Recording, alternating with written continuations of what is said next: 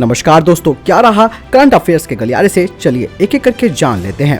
पहली अपडेट के बारे में बात करते हैं, वो डिकिंसोनिया को लेकर आ रही है। हाल ही में शोधकर्ताओं ने भीमबेटका में तकरीबन 550 मिलियन वर्ष पुराने प्रारंभिक ज्ञात जानवर डिकिंसोनिया के 3 जीवाश्मों की खोज की है।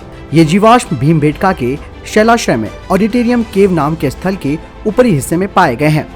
अब तक ये माना जाता था कि स्पंज सबसे पुराना जीव था, लेकिन वर्तमान में कोई ऐसा सबूत मौजूद नहीं है कि 540 मिलियन वर्ष पूर्व स्पंज जैसे जानवर मौजूद थे। पृथ्वी पर जानवरों के सबसे पहले प्रारंभिक साक्ष्य अब 558 मिलियन साल पुराना डिकिंसोनिया अथवा अन्य एडियकरण जानवर के हैं। सितंबर 2018 में शोधकर्ताओं की एक अंतर्राष्ट्रीय टीम ने विश्व के सबसे पुराने जीवाश्म डिकिंसोनिया की खोज का दावा किया था, जो कि पहली बार 571 मिलियन से 541 मिलियन वर्ष पूर्व का दिखाई दिया था। ये बेसल जानवर एक विलुप्त प्रजाति है जो एडियकरण काल के दौरान वर्तमान ऑस्ट्रेलिया, रूस और यूक्रेन में रहती थी। बेसल ऐसे जानवर होते हैं जिनके शरीर की संरचना में रेडियल समरूपता पाई जाती है। इनकी शारीरिक रचना काफी सरल होती है। अगली अपडेट भारतीय अर्थव्यवस्था को लेकर आ रही है। हाल ही में केंद्र सरकार ने स्वीकार किया है कि 2013 से देश में कृषि आय का वास्तविक मूल्यांकन नहीं किया गया है। भारत सरकार ने वित्तीय वर्ष 2016-2017 के केंद्रीय बजट में वर्ष 2022 तक किसानों की आय दोगुना करने का नीतिगत लक्ष्य निर्धारित किया था। आपको बता दें कि उत्पादन बढ़ाने और लागत कम करने के लिए प्रधानमंत्री कृषि सिंचाई योजना, मृदा स्वास्थ्य कार्ड और परंपरागत कृषि विकास योजना है। इसके अलावा प्रधानमंत्री फसल बीमा योजना, नदियों को जोड़ना, ऑपरेशन ग्रीन, पीएम किसान संपदा योजना आदि है। इसके अलावा ई नाम की भी शुरुआत की गई है। ई नाम एक Akhil Bharatiya electronic trading portal है जो कृषि उत्पादों के लिए एकीकृत राष्ट्रीय बाजार बनाने हेतु मौजूदा कृषि उपज विपणन समिति यानी कि AMPC मंडियों को एक नेटवर्क से जोड़ता है। अगली खबर प्रमुख बंदरगाह प्राधिकरण विधेयक 2020 को लेकर आ रही है। हाल ही में संसद में प्रमुख बंदरगाह प्राधिकरण विधेयक यानी कि मेजर पोर्ट अथॉरिटी बिल 2020 को पारित किया गया। इस बिल में देश के 12 प्रमुख बंदरगाहों को निर्णय लेने में अधिक स्वायत्तता प्रदान करने के लिए और बोर्ड स्थापित कर उन्हें शासन का व्यवसायीकरण करने का प्रयास किया गया है। यह विधेयक मेजर पोर्ट ट्रस्ट एक्ट 1963 की जगह लेगा। भारत के 12 प्रमुख बंदरगाह, जिसमें दीनदयाल, मुंबई, JNPT, ममुरगांव, न्यू मंगलौर, कोचीन, चेन्नई, कामराजार, विओचिनबनार, विशाखापत्तनम, पारादीप और कोलकाता है। इस विधेयक में प्रत्येक प्रमुख बंदरगाह के लिए एक प्रमुख बंदरगाह प्राधिकरण बोर्ड यानी कि board of major port authority के निर्माण का प्रावधान है। ये बोर्ड मौजूदा पोर्ट ट्रस्ट की जगह लेंगे। सभी प्रमुख बंदरगाहों का प्रबंधन वर्ष 1963 के अधिनियम के अंतर्गत संबंधित पोर्ट ट्रस्ट के द्वारा किया जाता है, जिसमें केंद्र सरकार के द्वारा नियुक्त सदस्य शामिल होते हैं।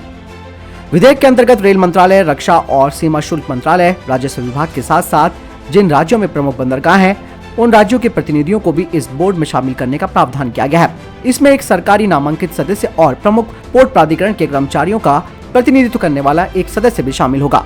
ये विधेयक बोर्ड को प्रमुख बंदरगाहों के विकास के लिए अपनी संपत्ति और धन का उपयोग करने की अनुमति देता है। बंदरगाह प्राधिकरण बोर्ड को भूमि सहित बंदरगाह से जुड़ी अन्य सेवाओं और परिसंपत्तियों के लिए शुल्क तय करने का अधिकार होगा।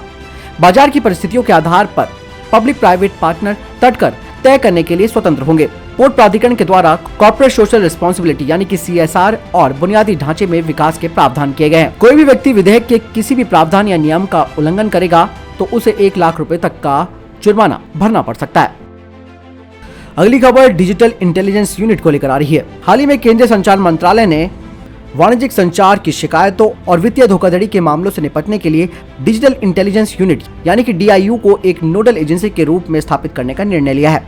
DIU के अलावा सभी 22 लाइसेंस सेवा क्षेत्र स्तरों पर telecom analytics for fraud management and consumer protection यानी कि TAF-COP का विकास किया जाएगा। ये दूरसंचार, वाणिज्यिक संचार, ग्राहक वरीयता विनियम यानी कि TCCC/PR 2018 का कड़ाई से अनुपालन सुनिश्चित करेगा। इसका उद्देश्य रहेगा दूरसंचार संसाधनों से जुड़ी किसी भी धोखाधड़ी की गतिविधि की जांच में विभिन्न कानून प्रवर्तन एजेंसियों, वित्तीय संस्थानों और दूरसंचार सेवा प्रदाताओं के बीच समन्वय स्थापित करना है। आपको बता दें कि UCC का मुद्दा दूरसंचार मंत्रालय के साथ साथ दूरसंचार नियामक प्राधिकरण यानी कि TARI यानी कि ट्राई के लिए चिंता का विषय रहा है। UCC को रोकने के लिए निर्देशों का पालन नहीं करने के कारण समय समय पर दूरसंचार ऑपरेटरों पर जुर्माना भी लगाया गया है। अगली अपडेट की बात करते हैं तो वो आ रही है पेयजल सर्वेक्षण को लेकर। केंद्रीय आवास और शहरी मामलों के मंत्रालय ने 16 फरवरी 2021 को जल जीवन मिशन शहरी यानी कि JJMU के तहत पायलट पेयजल सर्वेक्षण शुरू किया है।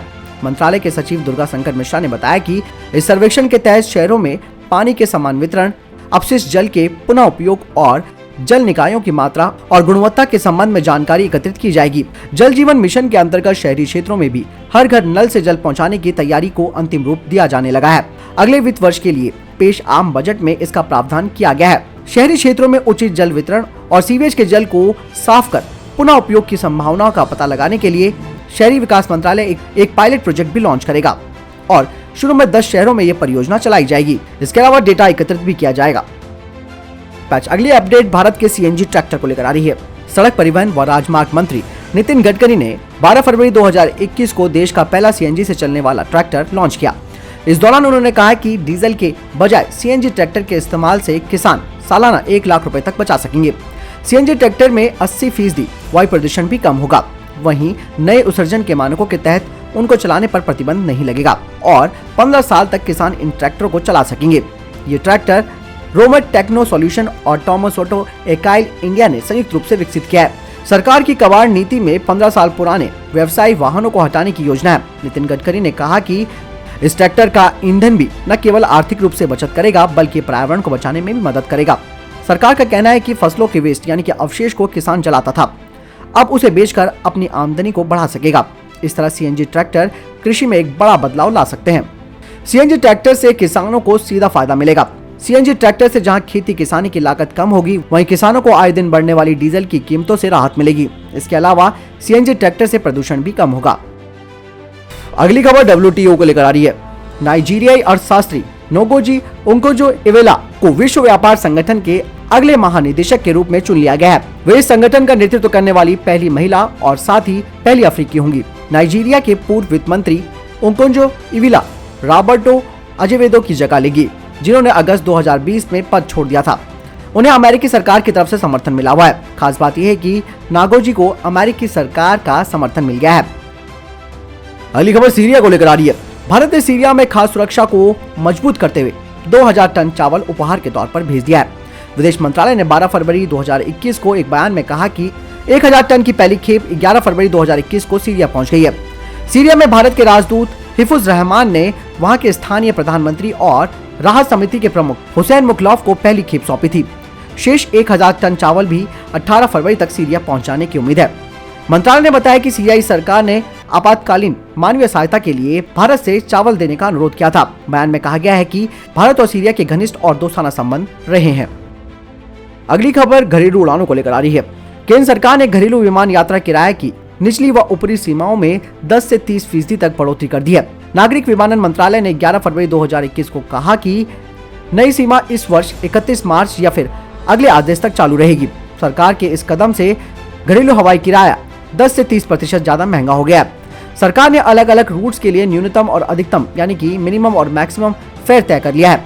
न्यूनतम किराए में 10% तक और अधिकतम किराए में 30% तक बढ़ोतरी कर दी गई है। वहीं सरकार ने यह साफ कर दिया है कि 31 मार्च 2021 तक घरेलू उड़ानों का परिचालन 80% क्षमता के साथ होता रहेगा। अगली खबर रिलायंस को लेकर आ रही है। रिलायंस ने संयुक्त राज्य अमेरिका से कार्बन न्यूट्रल ऑयल की दुनिया की पहली खेप मंगाई है। ये कदम तब उठाया गया है जब ये कंपनी वर्ष 2035 तक एक शुद्ध शून्य कार्बन कंपनी बनना चाहती है। अमेरिकी आपूर्तिकर्ता के एक बयान में कहा गया है कि रिलायंस को 2 मिलियन बैरल खेप मिली है। ऑक्सीलो कार्बन वेंचर्स यानी कि OLCV, जो यूएस ऑयल मेजर ऑक्सीडेंटल की डिवीजन है, उन्होंने कार्बन न्यूट्रल तेल रिलायंस को दिया था। मुकेश अंबानी की अगुवाई वाली रिलायंस कंपनी गुजरात के जामनगर में प्रतिवर्ष 68.2 मिलियन टन की क्षमता के साथ दुनिया का सबसे बड़ा एकल तेल शोधन परिसर संचालित करती है। यह सौदा ऊर्जा उद्योग का पहला प्रमुख पेट्रोलियम शिपमेंट है। तो दोस्तों, ये थे अब तक के करंट अफेयर्स। अगर आपको वीडियो पसंद आए तो इस वीडियो को लाइक और शेयर करना ना भूलिए। साथ ही इस चैनल को सब्सक्राइब करना ना भूलिएगा। नमस्कार, जय हिंद।